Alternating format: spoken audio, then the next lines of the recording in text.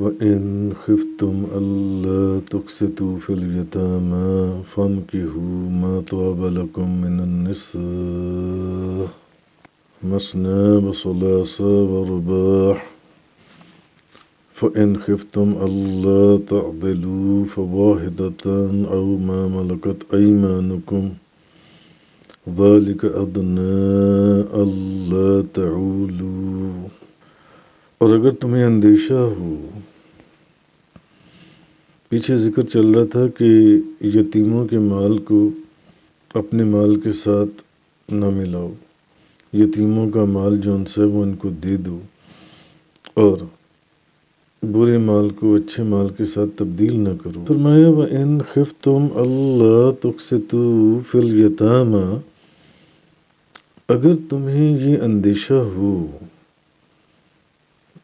تمہیں یہ محسوس ہو، تمہیں یہ شک ہو، تمہیں یہ اندیشہ ہو کہ تم یتیم لڑکیوں میں انصاف نہ کر سکو گے، فَانكِحُوا مَا طَابَ لَكُم مِّنَ النِّسَاءِ، تو تمہیں جو عورتیں پسند ہوں پھر تم ان سے نکاح کرو، مثنیٰ وثلاث ورباع، دو دو سے، تین تین سے، یا چار چار سے نکاح جن سے۔ تو اگر تمہیں اندیشہ ہو کہ تم یتیم لڑکیوں کے اندر انصاف نہ کر سکو گے، کسی یتیم کے سر پر ہاتھ نہ رکھ سکو گے عدل اور انصاف کا، تو پھر تمہیں جو عورتیں تمہیں پسند ہوں پھر تم ان سے نکاح کرو، پھر تم ان سے نکاح کرو، ان عورتوں سے جن سے۔ امام بخاری روایت کرتی ہیں کہ حضرت عبداللہ بن مسعود بیان کرتی ہیں کہ رسول اللہ صلی اللہ علیہ وسلم نے فرمایا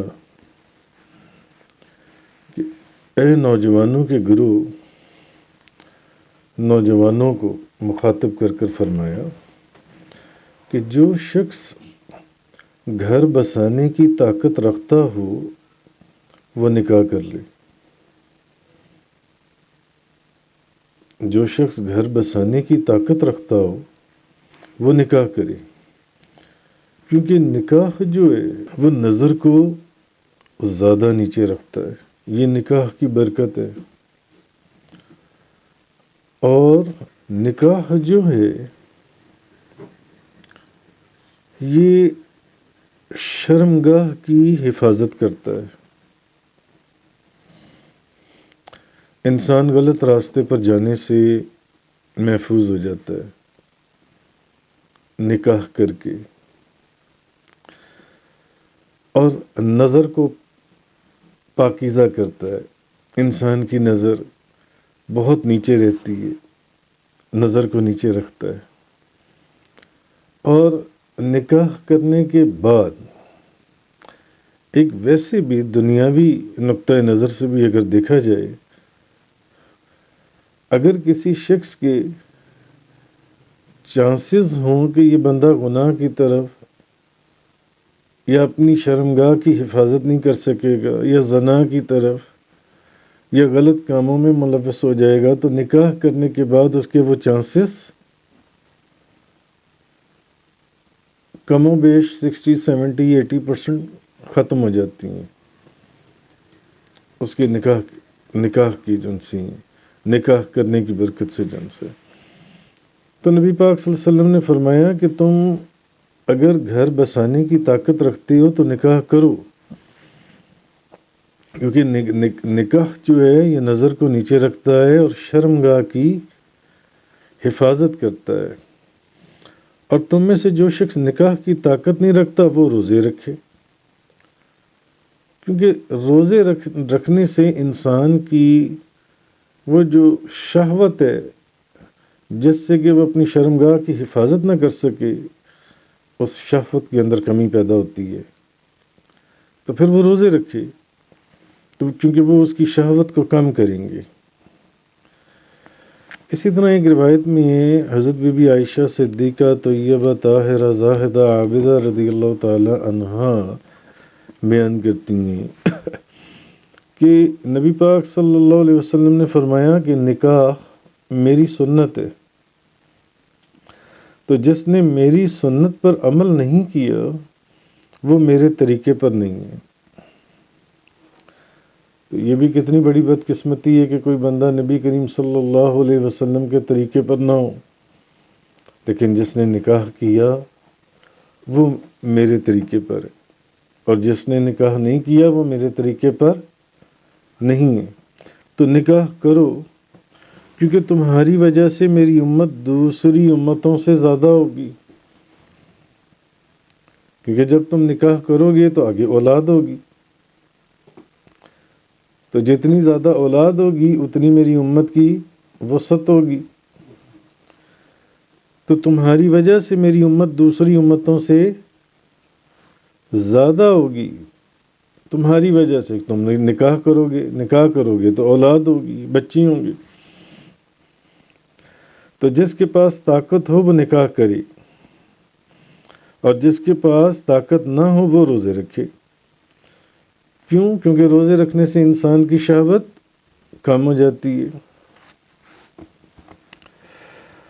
ایک اور ترمذی شریف کی روایت ہے، حضرت ابو ایوب بیان کرتے ہیں کہ رسول کریم صلی اللہ علیہ وسلم نے فرمایا 4 چیزیں رسولوں کی سنتیں: ایک سرکمسائز، ختنے کروانا، ایک عطر لگانا، مسواک کرنا دانتوں کو، اور نکاح کرنا۔ یہ 4 چیزیں جو ہیں یہ رسولوں کی سنت رہی ہے۔ ختنے کروانا، خوشبو کو پسند کرنا، عطر لگانا، مسواک کرنا۔ مسواک رسولوں کی سنت رہی ہے۔ مسواک میں دیکھیں کیسی برکت ہے۔ مسواک کرنے کے بعد آپ کو اپنے جسم، اپنی روح کے اندر ایک تازگی محسوس ہوتی ہے، ایک ٹھنڈک محسوس ہوتی ہے۔ اور نکاح کرنا، یہ بھی رسولوں کی سنت ہے، نکاح کرنا جو ہے۔ تو حضرت ابو امامہ رضی اللہ تعالیٰ عنہ بیان کرتے ہیں کہ نبی پاک صلی اللہ علیہ وسلم نے فرمایا کہ اللہ کے خوف کے بعد مومن کے فائدے کی سب سے جو اچھی چیز ہے، اللہ کے خوف کے بعد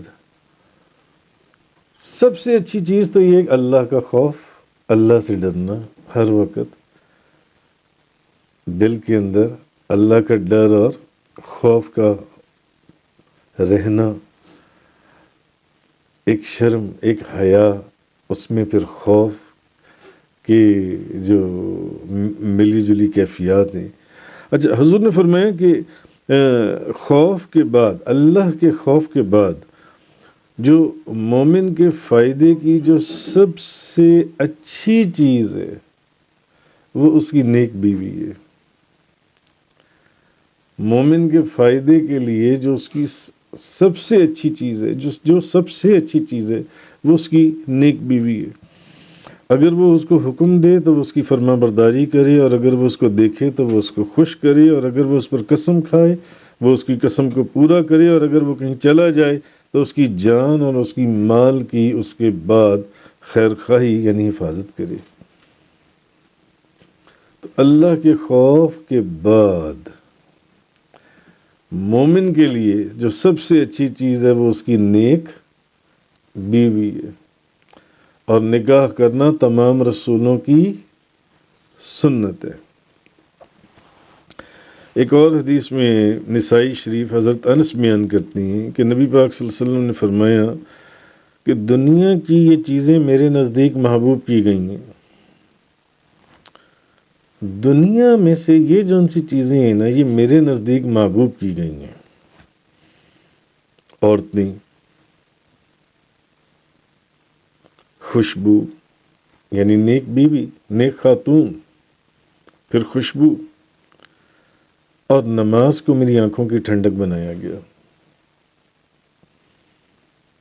اور نماز کو میری آنکھوں کی ٹھنڈک بنایا گیا۔ نبی کریم صلی اللہ علیہ وسلم نے فرمایا یہ 3 چیزیں دنیا میں سے میری محبوب ہیں،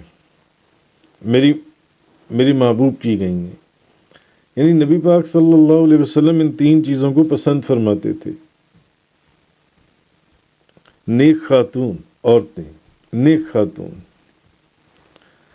کیونکہ اللہ کے خوف کے بعد سب سے اچھی چیز ہے ہی اس کی نیک بیوی. تو پھر نبی کریم صلی اللہ علیہ وسلم کی ازواج مبارکہ کس درجے اور کمال کے اوپر فائز ہوں گی، نیکی اور بزرگی اور پرہیزگاری کے. اور دوسری چیز حضور کو کیا محبوب تھی؟ خوشبو. اور تیسری نماز.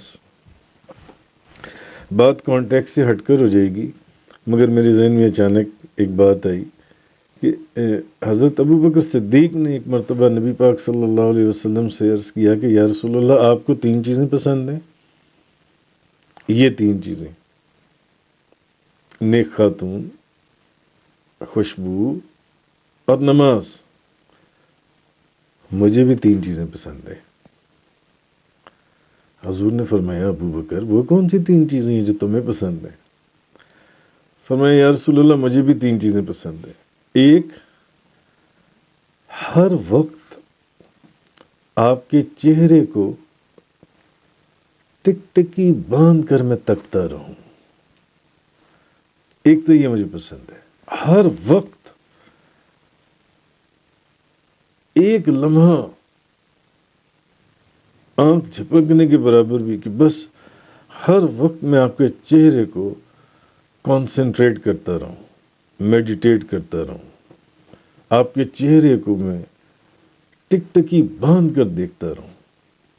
دوسرا، اللہ جو بھی مجھے مال دے، اپنا تمام کا تمام مال میں آپ کے قدموں پہ سے نچھاور کرتا رہوں.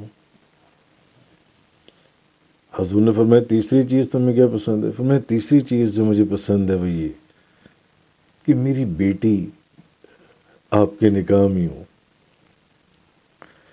میری بیٹی آپ کے نکاح میں ہو. یہ 3 چیز، اگر آپ کو 3 چیزیں پسند ہیں تو مجھے بھی 3 چیزیں پسند ہیں. بات کہیں اور چلی گئی، ہم ادھر ہی اپنی بات کی طرف آتے ہیں. برکت کے لیے میں نے عرض کی. اچھا، تو ایک اور حدیث میں نبی کریم صلی اللہ علیہ وسلم نے فرمایا جو شخص نکاح کرنے کی مالی وسعت رکھتا ہو پھر بھی وہ نکاح نہ کرے، وہ میری سنت پر نہیں ہے. وہ میرے جو ایک طریقہ ہے کامل وہ اس کے اوپر نہیں ہے. حضرت ابن عباس رضی اللہ تعالیٰ عنہما بیان کرتی ہیں کہ رسول اللہ صلی اللہ علیہ وسلم نے فرمایا کہ اے قریش کے جوانوں، زنا نہ کرو. جس نے اپنی شرمگاہ کی حفاظت کی، جس نے اپنی شرمگاہ کی حفاظت کی، اس کے لیے جنت ہے، اس کے لیے جنت ہے.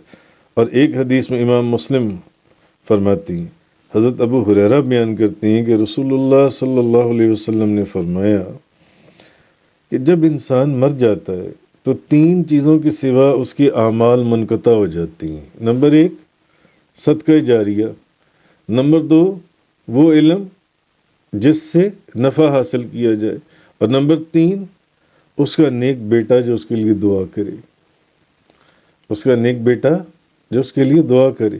تو بیٹا کب ہوگا؟ جب نکاح ہوگا. نکاح کرے گا کسی عورت سے تبھی اللہ اولاد عطا فرمائے گا اور اس کے بیٹا ہوگا. تو وہ نیک بیٹا جو ان سے جس کے لیے دعا کرے. تو نکاح کی بے شمار، نکاح کے اندر اللہ نے بے شمار حکمتیں لکھی اور فوائد رکھے. میں نے مختلف کتابوں کے اندر ان کے فوائد اور میں نے ان کی حکمتیں اگر آپ لوگ بھی وہ پڑھیں تو آپ لوگوں کی عقل حیران ہو جائے کہ نکاح کے اندر کیسی کیسی اللہ نے عجیب و غریب حکمتیں، برکتیں اور رحمتیں رکھی ہیں. خیر، نکاح کا ایک جو سب سے بڑا اس کا فائدہ ہے وہ آپ یہ کہہ لیں کہ نکاح کرنے کے بعد انسان کو اولاد حاصل ہوتی ہے، اولاد.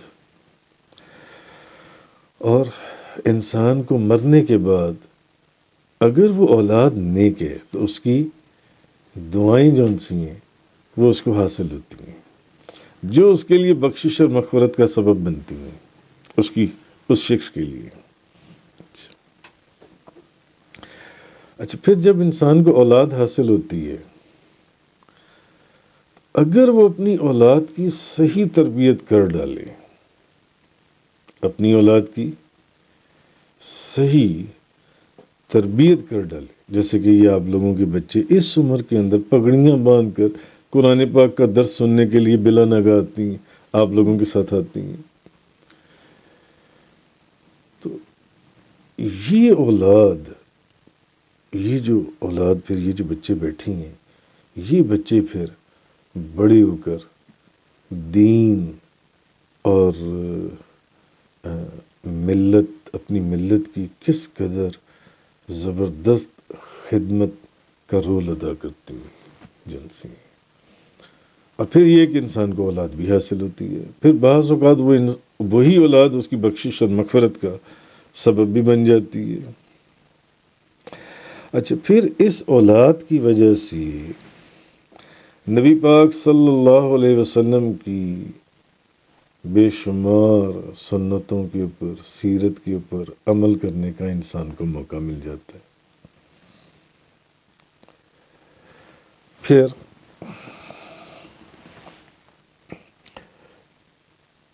اولاد کی تربیت اور پرورش کر کے، آپ لوگ اپنی اپنی اولاد کی تربیت اور پرورش میں مصروف ہیں، ان کی پرورش کر کے اللہ کی جو صفت ربویت ہے، بندہ اس کا مظہر بن جاتا ہے۔ کیسے؟ پالنے والا آپ اس کی صفت ربویت کے مظہر بن جاتے، اور بے شمار اولاد کی پھر آپ شادی بیاہ کرتی ہیں، اولاد بڑی ہو جاتی ہے، آپ اولاد کی شادیاں کرتی ہیں، تو آگے آپ کے خاندان بڑی ہوتی ہیں، آپ کی رشتہ داریاں پھیلتی ہیں، آپ کے تعلقات بڑھتے ہیں۔ اچھا، اگر بچے کم عمری میں فوت ہو جائیں تب بھی ماں باپ کی، جیسے کہ حدیث میں، مغفرت یا بخشش کا سبب بن جاتی ہیں، کہ ان ماں باپ کی بخشش ہو جائے گی جن کے بچے بچپن میں فوت ہو گئے۔ پھر جب آپ اپنے ماں باپ کی، اپنے بچوں کی نیک تربیت کرتی ہیں، جیسے کہ یہ بچیاں آئی ہوئی ہیں، اب اس عمر کے اندر درس قرآن سننے کے لیے ڈیلی یہاں پر آنا اور آ کر ان بچوں کا بھی بیٹھنا بڑوں کے اندر، اب جب ان کی تعلیم اور تربیت ایک خوبصورت انداز میں پروان چڑھے گی تو یہ نیک اعمال کریں گے، نماز پڑھیں گے، روزہ رکھیں گے، سچ بولیں گے، رزق حلال کمائیں گے، رزق حلال کھائیں گے، اللہ سے ڈریں گے۔ ان کی نیکیاں بھی ماں باپ کے نامہ اعمال کو بہت بڑا کرتی چلی جائیں گی۔ اس اولاد کی نیکیاں، نکاح کے ذریعے انسان کی شہوت کا زور ٹوٹ جاتا ہے، جیسے کہ شروع میں ایک حدیث سے بیان ہوا، اور شیطان اس کو اس کی شرمگاہ کے حوالے سے جس شر کی طرف، جس گناہ کی طرف لے کے جانا چاہتا ہے، نکاح کی وجہ سے اس کا زور ٹوٹ جاتا ہے اور اس کی نظر پاکیزہ ہو جاتی ہے، بدکاریوں سے وہ بہت حد تک محفوظ ہو جاتا ہے۔ نبی کریم صلی اللہ علیہ وسلم نے فرمایا، جو شخص نکاح کرتا ہے، نکاح کی یہ برکت ہے، جو شخص نکاح کرتا ہے وہ اپنے آدھے دین کو محفوظ کر لیتا ہے۔ آدھا دین اس کا محفوظ ہو جاتا ہے۔